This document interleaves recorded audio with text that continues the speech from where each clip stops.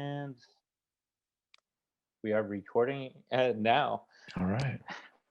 Peter, so I don't know where to start. Like, I guess where did your creative journey start? I mean, how did your deep dive into experimental, recordings come to be at from this stage to kind of doing a little, precursor kind of history of Uh, your background?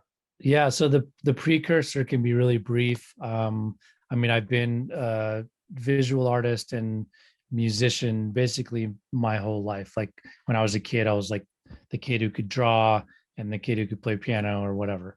I Yeah. wasn't like a savant or anything, but so I was into those things, and then the usual stew of influences, um, and started doing it, trying to do it professionally around 2000, early 2000s, Mhm. singing songs and, leading a band and trying to, travel and play shows. But, my life took a big like page turn around 2014, when I decided to go back to school. I was schooled in visual arts, fine arts, drawing and painting. Um, and I decided to go back to school and study mythology and depth psychology. Mm. And, uh, I was, I had never really heard of Joseph Campbell, never really heard of Carl Jung.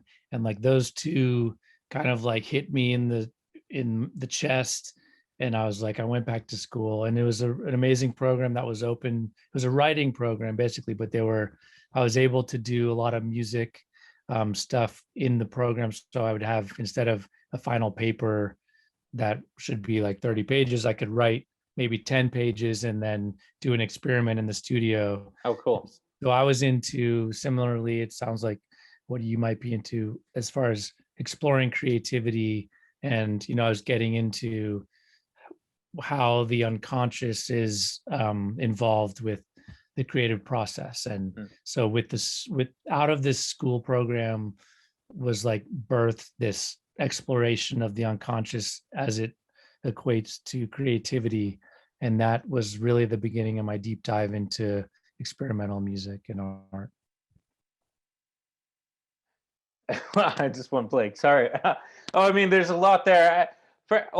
I guess my question: did you, before kind of diving into that, because I would love to just dive into the subconscious. Like, who wouldn't? Oh, Yeah. probably most of us wouldn't, but um, most of the normal people wouldn't want to kind of investigate that. But did you grow up in the West Coast, or you're in LA, right? If I'm in I'm LA. Yeah, I correct. grew up in Boston. The first Oh wow. chapter, I was 10 or 11 when I moved to California. My family moved to Northern California.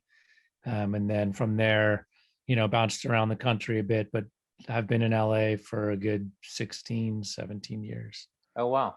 Well, Yeah. actually, I'm from Boston or All right. Massachusetts. I grew up in a town called Bedford, Mass, and All right.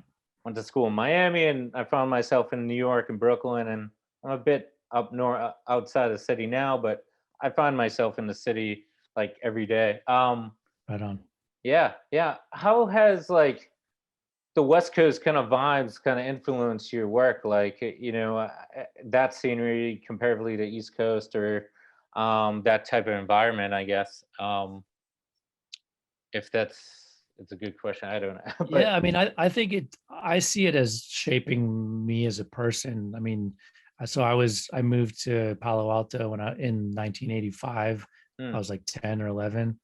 And, it was like skateboarding and music, and just like the whole vibe was so different than the East Coast. I think, my parents, my family kind of like really sunk into that, and everything's just the weather, the people are just a little bit, I mean, I don't want to say more chill, but it's just a different kind of pace, yeah. and definitely a different connection to nature. That was like a big thing for me. The Santa Cruz Mountains, the redwoods. um I didn't get that on the East Coast. I remember, skiing and maybe camping and stuff, but it's like bugs and it's wet and snow, and it's like in California, it's everything's so accessible and mild, temperate. Yeah. So yeah, I see California as like shaping me as a person, and then that just kind of like filters into whatever I'm going to do with art and music and stuff. Yeah. Yeah. Now, when did you start forming the idea or concept for Arthur King's collective? Was that during your studies or your return to school? Yeah, returned to school. I started doing these experiments with recording and making music, and um yeah, that was the seedling. Started just finding people that were interested in making music without too much structure or payment or anything like that. um and yeah, just kind of led it from there. And the work in school, the academic work kind of grew with the band or the group work. Hmm. So they were concurrent, and that I finished school with a dissertation that is called Changing Landscapes, and it's what led to kind of the pillar of Arthur King now, which is that Changing Landscapes project. So yeah, it came out of school, but the work was really the academic or intellectual work along with the creative work really kind of like Hmm. bolstered each other. Well, I see it going hand in hand too. Like, I feel like what you're attempting or have produced too is more of like a scientific kind of. Well, I feel like you utilize the scientific method to incorporate into building an art project as well, Yeah. investigation. Where I'm just kind of looking at your Bandcamp and just a little quick statement of artistic methodology. That's scientific methodology. Um, so that's what I find interesting too, because I believe art and science can go hand in hand. Are actually or just really cohesive entities over the same or species, I guess. If Yeah. makes sense. Yeah, it's an interesting point. I mean, I think methodology is so important for art especially, but also for science. um but yeah, to have a defined methodology, I think, allows you to kind of step into the the process more. Like if you know how you're going to go about doing something, then you can really sink into the experience of doing it and not worry about should you be doing it this way or that way. You know what I mean? Yeah, yeah, And yeah, and then when you bring improv into it, it's like you were saying, you're on the improv tip as well. And it's like, our methodology here is like we have this video and these microphones, so now all we have to do is just talk. It's like you can just kind of get into it, if that makes sense. yeah, yeah. Yeah. Now, I guess what was your really underlying thesis to this dissertation, now art project? Is it I don't want to put words in your mouth or like try to like explain your work. I'm terrible at analysis because I just like to create myself. So Yeah.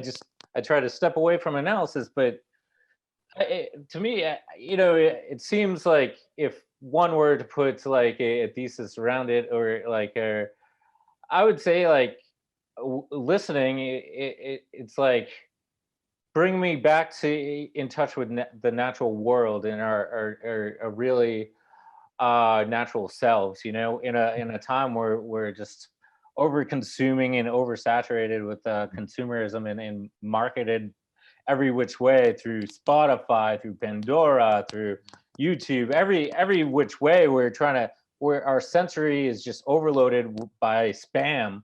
So I feel like if I were to put a thesis, it's like your work is attempting to ground the listener and try to get them back into that natural order of things from all this chaos around us now. Wow. If that if that even is close to what you're attempting to do, I Oh don't know. man, that feels so good to hear. I mean, you're describing what my goal is really. I Cool. mean, I think that the thesis maybe is born from this idea that there is a real disconnection um, between us and our surroundings, basically, the natural world, even from ourselves. There's a disconnect, and I think, like, on a large human scale, there's a disconnect that is, whether it's good or bad, it just is. And yeah, but so as far as like the art, it's really about the methodology, and it the goal is for connection, or at least of like perspective, or like to see maybe awareness of connection or disconnection. um but the the thesis, like when I think of thesis, I think of, it's more about the methodology. Like there's an idea that maybe there's this disconnection, there's a goal of maybe perspective change or connection Yeah. or whatever it is. But really, if that doesn't happen, we can still make the art. It's okay. You know what I mean? So it's about the methodology, which is, yeah, which is basically defining a location or a space, um, and going in there kind of scientifically Mm. and extracting sounds, extracting images, and taking those and, basically putting them into a creative setting, or, reusing them in a creative setting to come up with something that is of that place, but it's an artistic view. That's like the simplest way to put it, I think.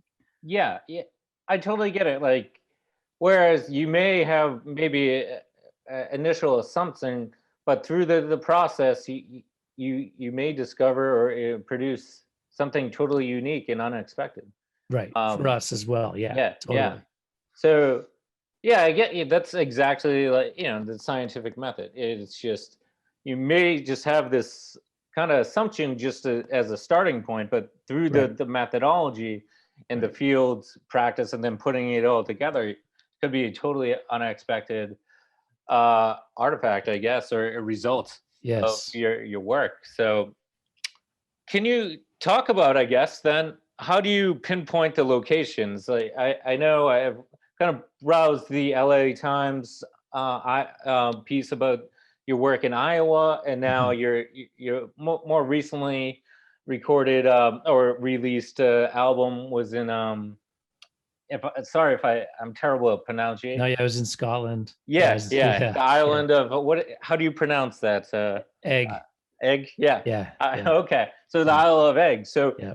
why? That's very specific, and why Iowa as well? Because I know there's everywhere in the states is farmland. So why Iowa? Right. Um, Yes. Yeah, yeah. So in between those two, we also went to Chile, to a copper mine in Chile, and we did one up at the Mount Wilson Observatory outside of LA.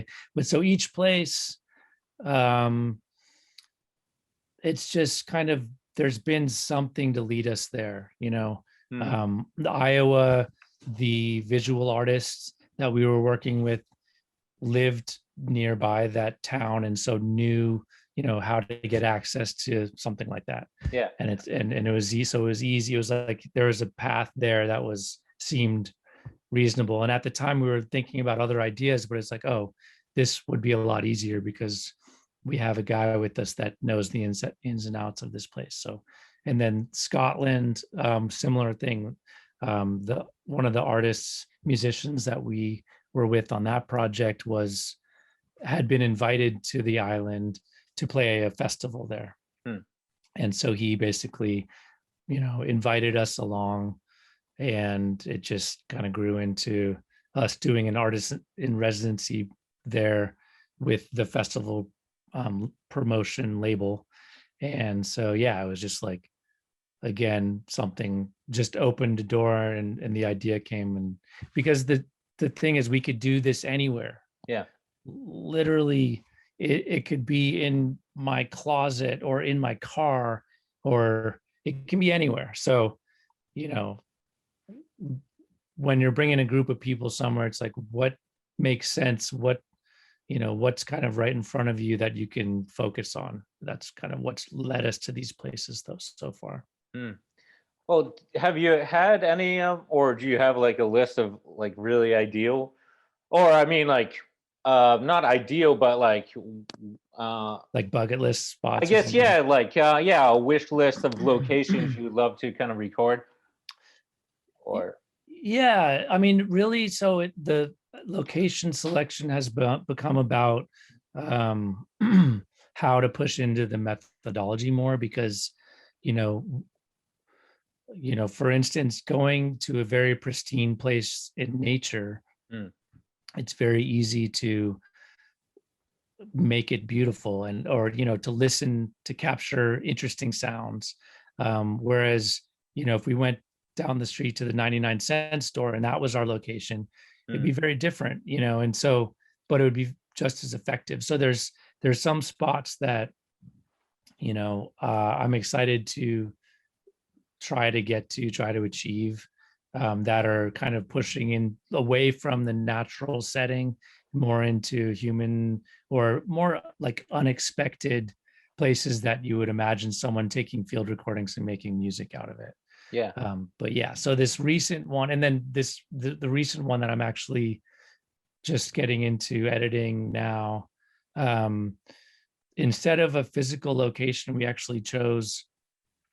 we chose an animal, like a species. So we focused on these ants. So we mm, found where this one species of ants was and figured out how to record the ants and like what's around the ants. And so it's all about ants. So it's not like a location on the map yeah. as much as it is like this animal, so the animal is the subject of our focus. Yeah. So we're just trying to push into the methodology in the choosing of the locations.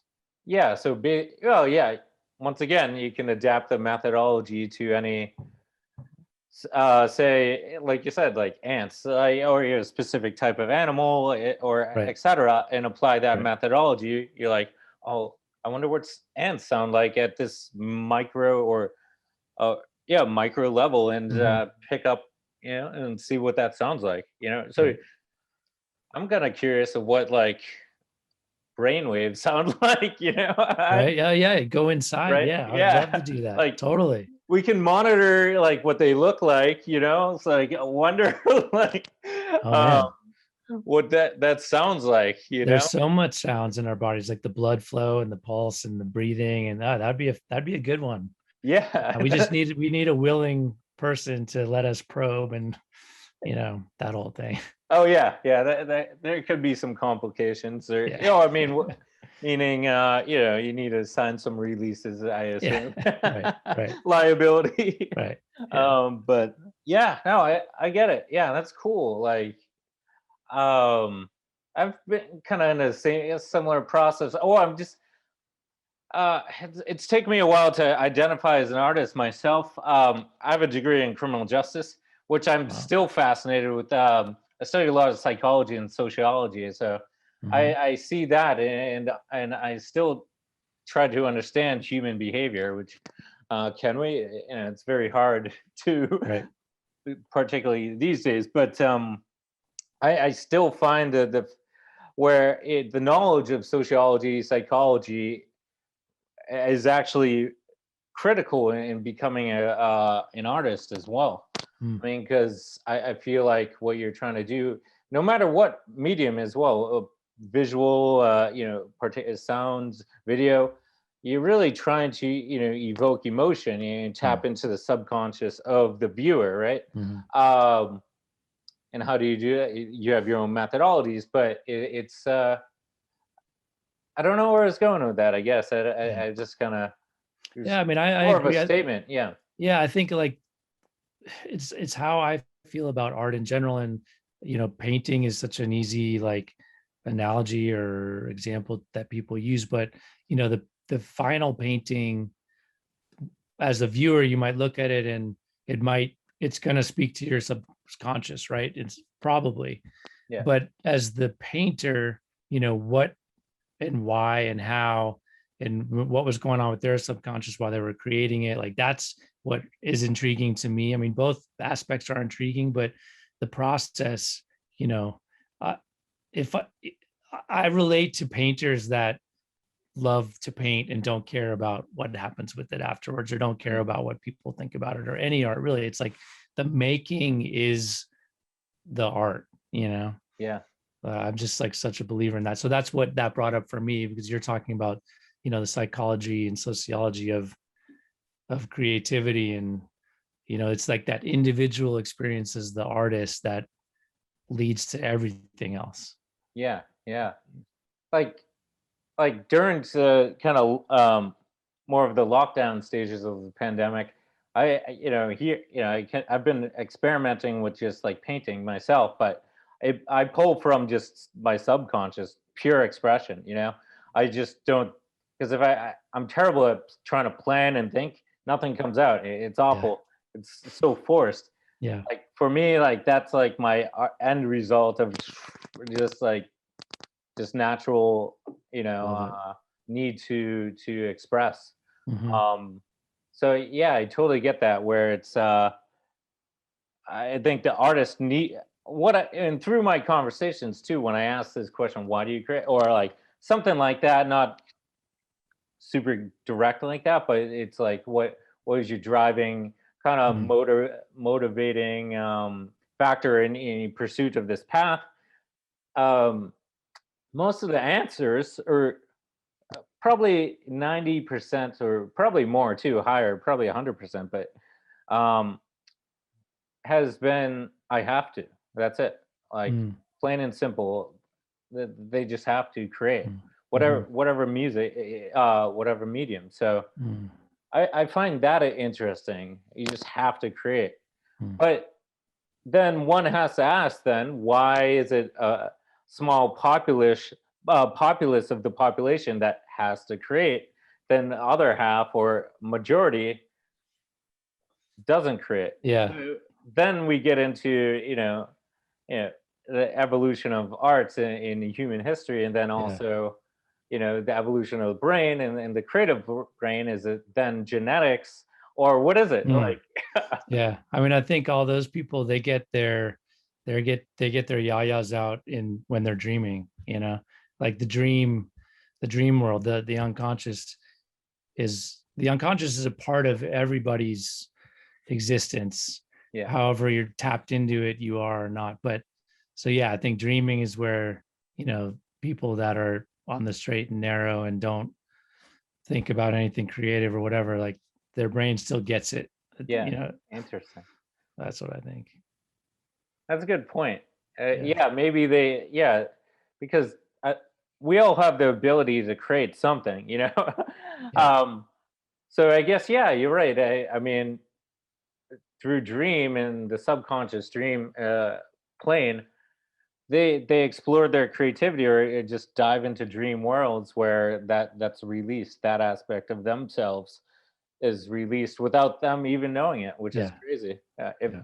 Now I'm getting super meta and like, Yeah. Well, you um, can't stop it. You can't stop yeah, that creativity. yeah, Yeah. yeah, Yeah. um, yeah. So then the question is like that.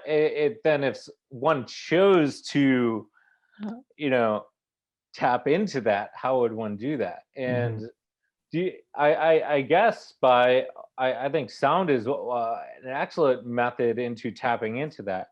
And that was my kind of follow-up question is, do you kind of attempt to do that too? Like utilizing these natural sounds, do you attempt to kind of dive into a listener's kind of Hmm. subconscious?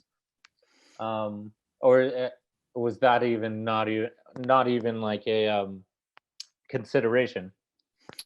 Um, I don't think it's sound specific. I think we could probably do one of these that didn't have sound. It was just images. Yeah, yeah, But the dream, so, you know, dreams have been studied by scientists, right? Like, I mean, Freud most famously, maybe, and, you know, that everyone who followed him. But the dream work, like dream psychological work, is a big influence for me and for this group's methodology. And so in studying the dream, you know, they saw, they were able to identify things and try to kind of categorize them. And one of them would be these, I'm not going to get the terms exactly right. But there's like a latent dream image, which would be something that I'm like, again, I can't stand behind this, but Yeah. there'd be certain dream images that were associated with your waking life. So like, if you drove in a red car on Tuesday, and like Tuesday or Wednesday night, you had a dream about a red car, like, okay, you can associate those. That probably came from that. And then there's other things that happen that you can't associate. And in any event, images, if you can pull images out of a dream, and then in your waking life afterwards, you can talk about them, like, oh, let's say, yeah, there was a red car, but there was also like a giant tree. Mm. And you have no association with the tree other than from the dream, but you can think about, what does the tree mean to you? I don't want to go too abstract here, Yeah. but what does the tree mean to you? And it might bring some thoughts. Okay, so that simple little way of picking a dream apart is kind of what we're doing when we go to a space. We're taking a picture of, let's just say it's like a rock, and we're taking a recording of a bird, Mm. and then we're putting those out of context, like you see the rock layered over some water, or whatever else it is, or you hear the bird while you're looking at something else. We're taking these things out of our normal perspective, our normal form perspective, and putting it into this dream perspective. And Mm. so I think just simply by doing that, you're kind of challenging or enabling the listener or viewer to kind of get into that creative space in their mind, where it's like, oh, it's not literal everything I'm hearing or seeing. It's not, I know that that's not the sound of what I'm seeing, but so it gets you into this associative creative space. So it's a very long-winded way to say, like, yes, sound will get in there and images will get in there, but I think it's the more important thing is kind of the timing and the context of the Mm. sounds and images. Yeah. So like, yeah, No, that was that fascinating. makes So sense. no, oh yeah, totally. Yeah. It's kind of like, yeah, you have to make people think. You have to take the normal out of the normal, say, sounds or images out of its normal context and Yes. flip it, and Yes. then you start getting all Right. these getting into that the subconscious, Yes. and then you start asking those questions of like, what does a tree mean in our Right. culture or to other Right. so you start, Individually. Yeah. yeah, you start flipping their like, wait, I never thought of that before, and you start opening up the mind through, Right.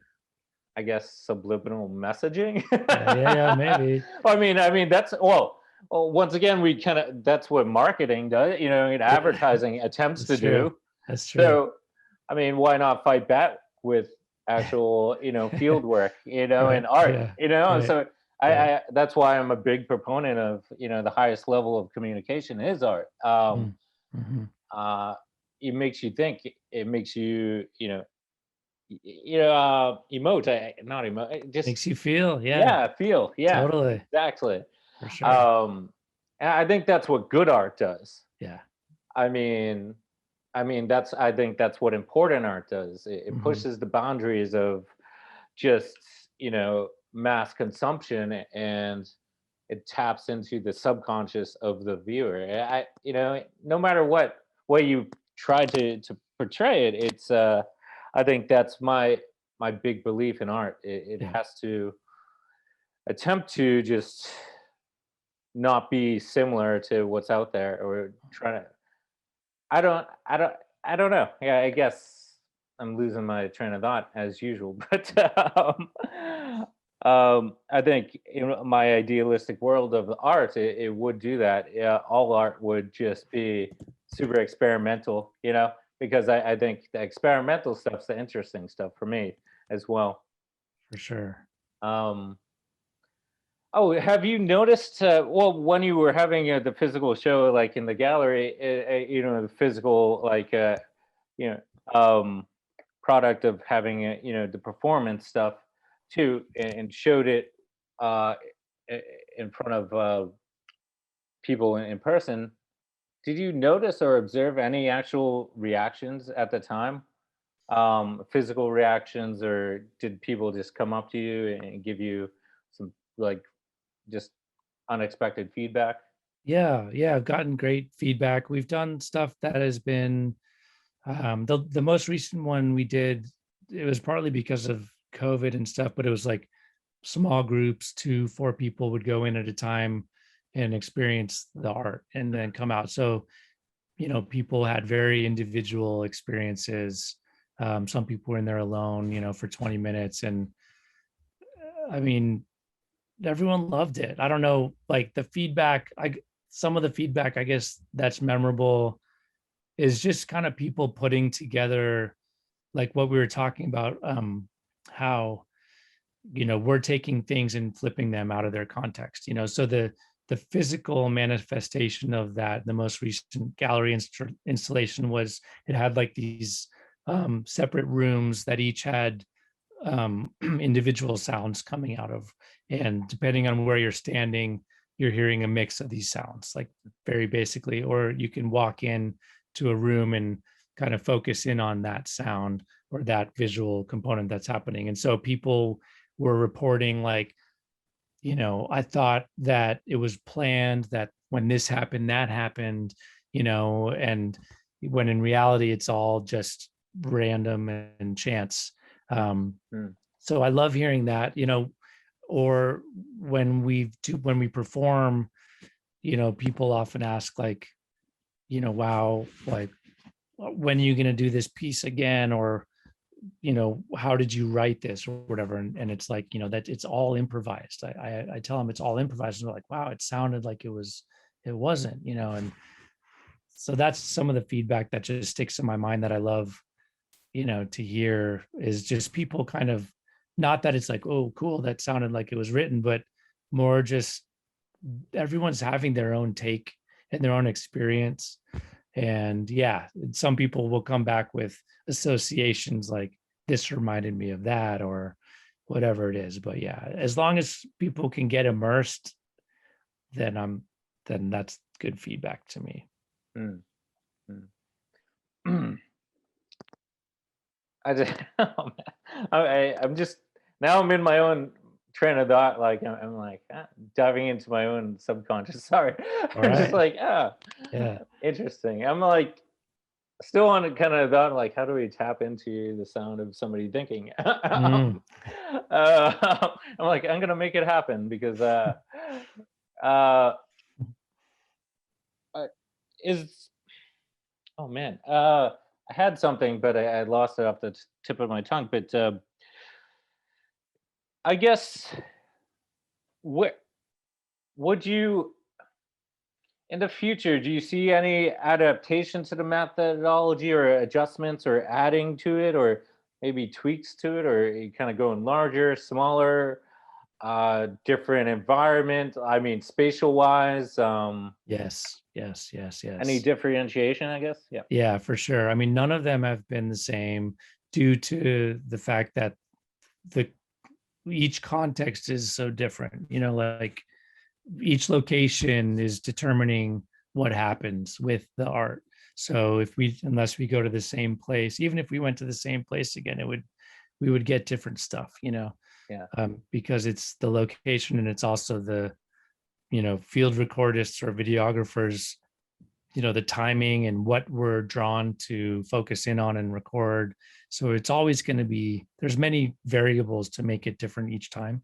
Mm. But yeah, as far as future projects, I mean, we're pushing into how far we can push this methodology. Like I want to do one that is, I mean, I was just talking about doing one with ants, which is pretty micro, but they were in a jungle with lots of sounds, and it's pretty diverse. I think we could push even farther and go even smaller, like you're saying, like it's in the body, or even, you know um I have this fascination with like the inside of someone's car, and all the sounds that happen within a 24-hour period or something, as someone commuting, or I don't know, who knows. But um pushing into location is happening.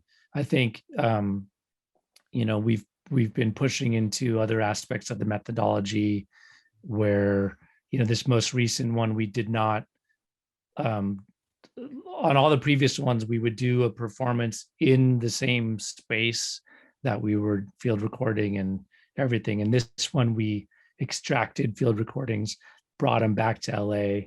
So we're kind of like stretching that it's that methodology out in that way.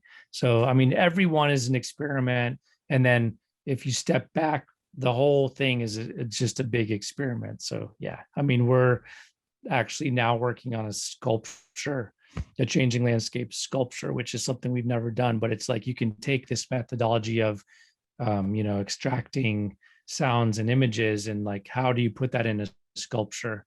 That's what we're working on right now. Hmm. Interesting. Yeah. I could also see that applied to like the decomposing process as well. Yeah. Not saying bodies, oh, maybe, but that I was always fascinated with forensics at the time. I wanted to be, get into forensic science. I Right. was fascinated with that aspect, the decomposition process, or yeah, I love decomposition that. process. So Yeah. I could see that happening Yeah. too. Or like erosion, or whether it's, yeah, Yeah, like, exactly. so that would be for us, that would be stretching our sense of time. Like, because Mm, we've always spent like, kind of a number of days, like a week or whatever it is at this space gathering. But, what if it was a space over a year or yeah, something? Like you'd see a lot different things. And that's what that decomposition thing brings up. But yeah, that's a cool idea too. because a space or a physical location may seem the same, but it never is. Everything changes. Yep. And Same even with, if you're standing right next to somebody, you're seeing different things. Like that's what trips me out, is like no one's seeing and hearing what you're seeing, really. it's Because even if it's the same exact tone, it's you have different associations. It's like you're in a different place psychologically and physically. So yeah, a lot of variables to play with. yeah, and I could see that too, particularly like with the time lapse and stuff. Like particularly now with the ever changing climate, it's very important work too to Mm, kind of scientific work to see the erosion process or whatever right. the specific region, wherever. But that would tie into more of the socio kind of political kind of on statement on kind of climate change and stuff. Hmm. But Hmm. one has to now one still has to ask, like, what's our impact on this world, on our natural environment with the overconsumption and overproduction of our species. But and we've seen the drastic effects in the last 20 years, 10 years, I guess, but Yeah. um, I don't know, if you're so political in that in your work, but I don't think it really matters so much as the results of the implementation of your process, and just and showing more people that I guess that they should tap into their natural selves more often, and you're like, if you slow down for 1 second and listen to just like a cricket, that's just a soothing sound, but Mm, most people don't stop, and because they're going about their day to day, so immersed in their day to day. right. If they start just listening to the smaller sounds, you're like, whoa, oh, this is the earth I was brought up on, and you're like, I'll respect it more. Right. Yeah. There's a lot more happening than we can even tune into.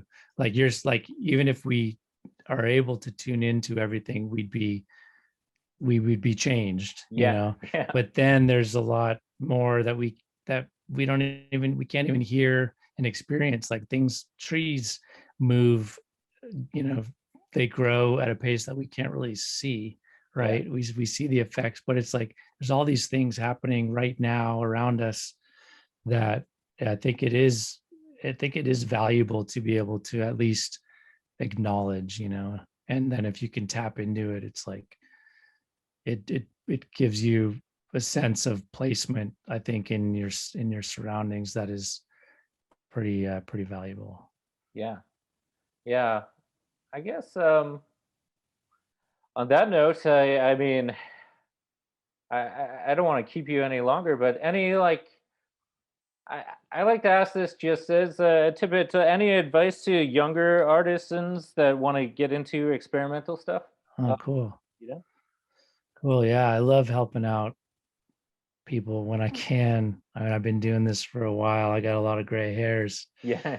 But man, to getting into experimental stuff, I mean, man, the advice is just keep pushing, like, but as far as like, trying to release records and things, I don't know, that's a different set of advice, but um, geez, that's a good question. Okay, advice for a young person getting into experimental art or music. Yeah, just keep doing what you're doing. You're doing great. If that's what you're into, then just keep going. That's all you Yeah. got to do. Yeah. Yeah. Cool. Cool. Yeah. So, is anything else we should be on the lookout? Like on the East Coast, like any. I know you have the changing landscape of the Isle of Eggs on Bandcape. Bandcape now. Is there any video, visual stuff we can look out for? Yeah, Or? there's a associated film with that. It's actually going to be playing at the Film Fort Festival in Boise in September. Oh, cool. And there's like a Tree Fort and Film Fort and Art Fort, I think, but they're going to be showing a couple of our films there this September. And then, yeah, the next thing we do, um, the next Changing Landscapes will probably be early next year. Things will start trickling out. Cool. But yeah, just go find some fun stuff and watch it and listen to it. And that's it. I definitely will. I mean, I'm excited to dive deeper into you guys' work. And I'm excited. Cool, man. I love your ideas too. Like, let me know if you figure out how to record the brain thinking. I wanted to hear about that. For me, it's like I have the ideas. It's like now I need to find a methodology to implement them. Yeah, yeah. A Execute. neurosurgeon, maybe. Yeah, maybe I have to find the specialist. Whatever. Yeah, man. Yeah, Right yeah. on, Rob. Cool, man. It was a pleasure talking to you, and Likewise. be well and safe out in LA. I heard it's pretty dry out there, or in the Yeah. Yeah. Northwest particularly as well. So Yeah. Yeah. Too dry. yeah, man. But be well, and definitely once again, like I said, pleasure, and looking forward to diving deeper on my own accord into your work and kind of tapping into the natural world. Cool, man. I look forward to talking to you again. Cool, man. Be All well. right. Bye.